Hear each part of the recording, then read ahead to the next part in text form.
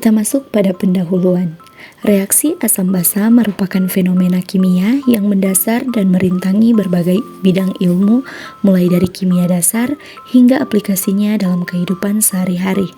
Dalam konteks ini, asam dan basa memiliki peran penting sebagai agen kimia yang dapat memberikan kontribusi pada berbagai proses reaksi.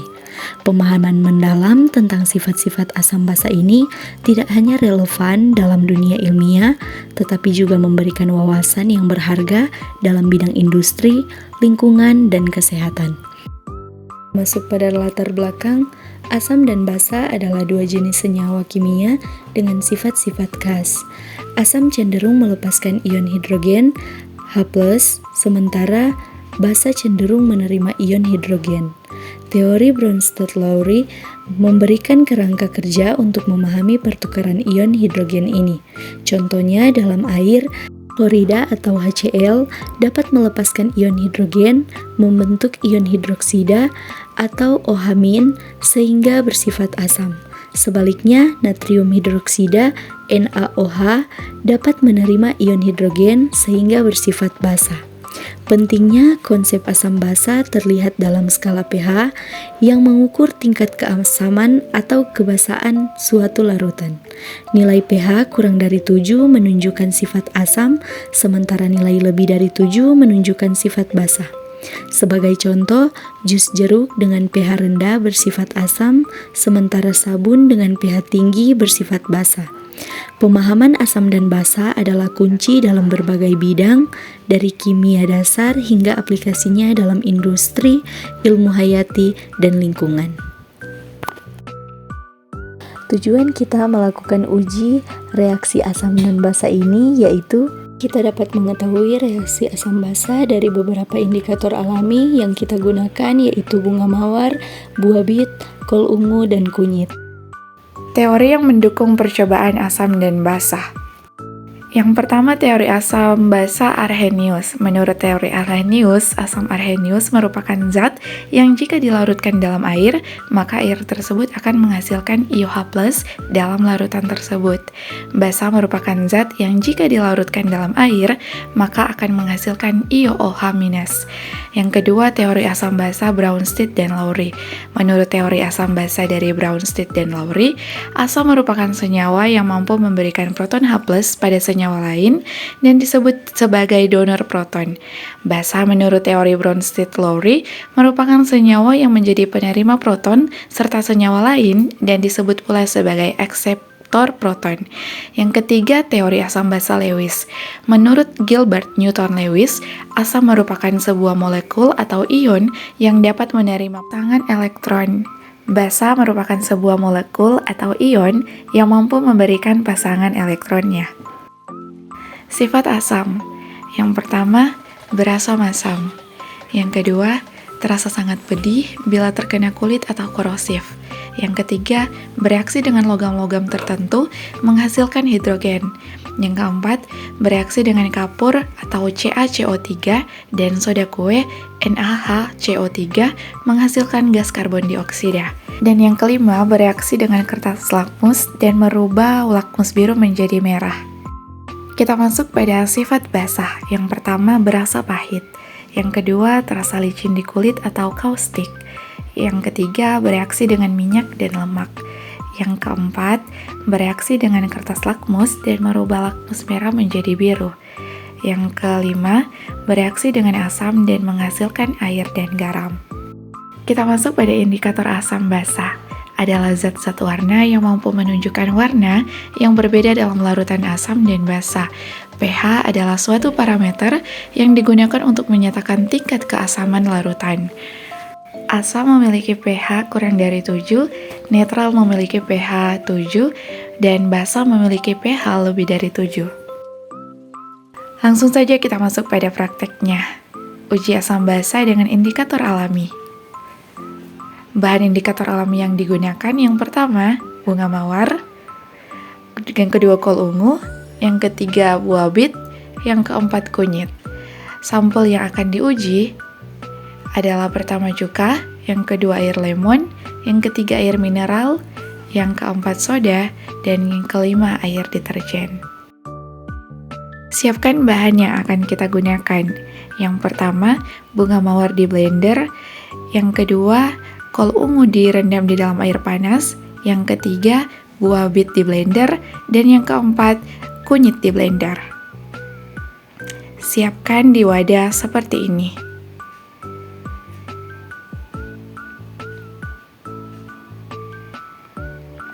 Ini sampel-sampel yang akan diuji. Yang pertama air mineral, yang kedua air lemon, soda, cuka, dan air deterjen. Yang pertama, cara kerja dengan indikator bunga mawar.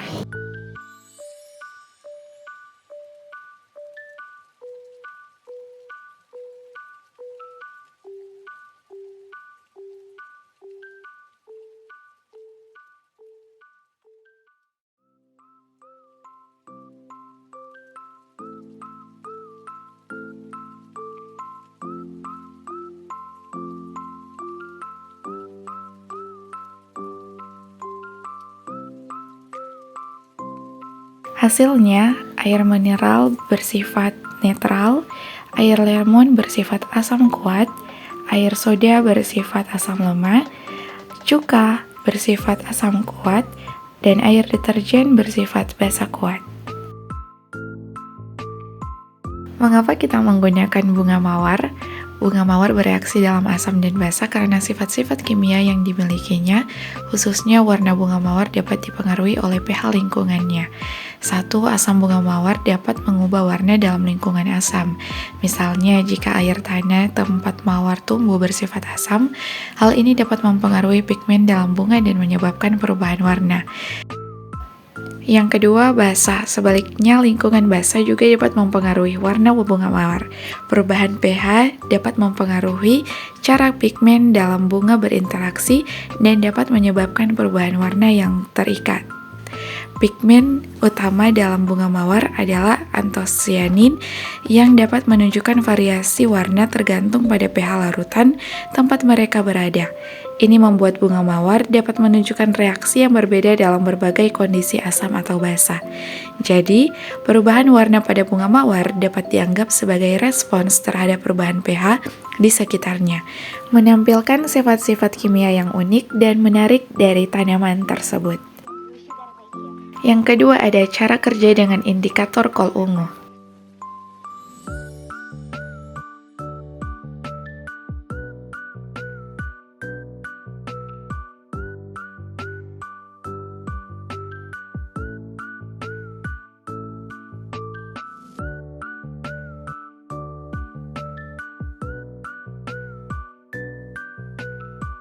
Hasilnya, air mineral bersifat netral, air lemon bersifat asam kuat, air soda bersifat asam lemah, cuka bersifat asam kuat, dan air deterjen bersifat basa kuat.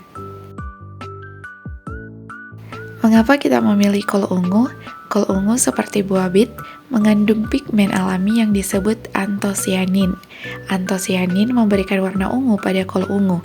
Reaksi warna ini terjadi karena sifat khas antosianin yang dapat berubah warna tergantung pada pH lingkungan. 1. Asam. Dalam suasana asam, seperti ditambahkan air lemon, antosianin pada kol ungu cenderung berubah warna menjadi merah atau merah muda. Yang kedua, basa. Sebaliknya, dalam suasana basah seperti larutan soda kue, antosianin dapat berubah warna menjadi hijau atau biru. Perubahan warna ini terjadi karena antosianin memiliki struktur molekul yang berubah tergantung pada tingkat keasaman atau kebasahan lingkungan sekitarnya. Oleh karena itu, kol ungu menunjukkan respons warna yang mencolok terhadap perubahan pH, menampilkan sifat kimianya yang unik. Kita masuk pada yang ketiga, cara kerja dengan indikator buah bit.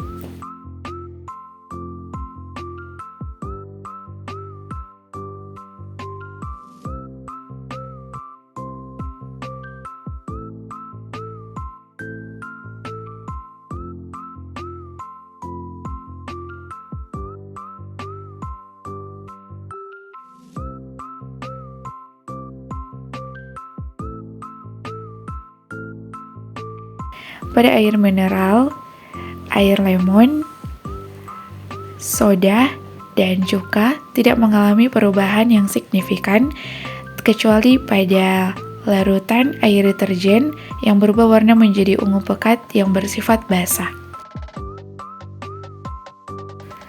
Mengapa kita memilih buah bit? Buah bit bereaksi dalam asam dan basa karena mengandung pigmen alami yang peka terhadap perubahan pH. Pigmen tersebut disebut beta-sianin yang memberikan warna merah pada buah bit. Yang pertama, asam. Dalam lingkungan asam, seperti air lemon atau cuka, beta-sianin dapat berubah warna menjadi warna merah yang lebih terang atau oranye. Ini karena struktur kimia beta-sianin yang bereaksi dengan perubahan pH. Yang kedua, basa.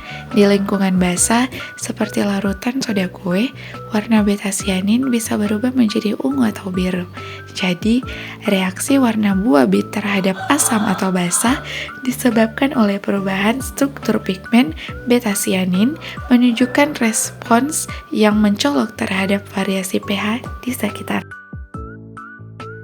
Yang keempat, cara kerja dengan indikator kunyit.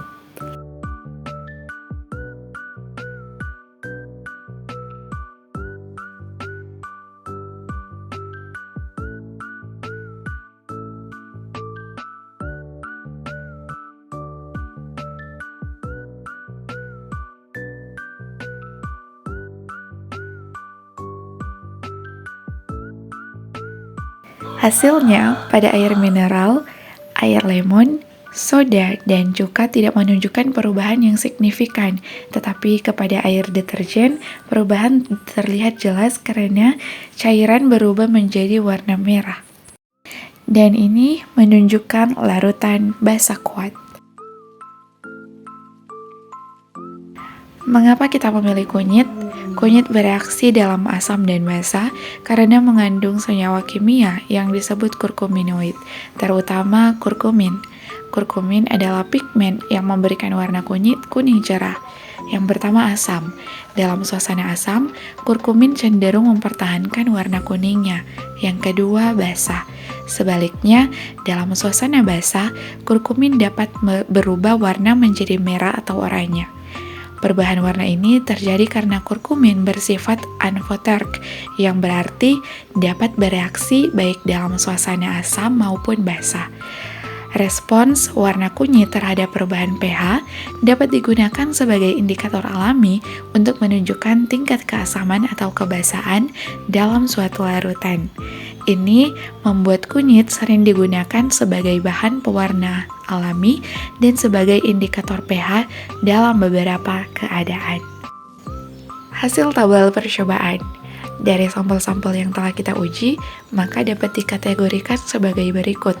Air mineral bersifat netral atau mendekati netral, air lemon bersifat asam kuat, air soda bersifat asam lemah atau mendekati netral, cuka bersifat asam kuat, dan air deterjen bersifat basa kuat.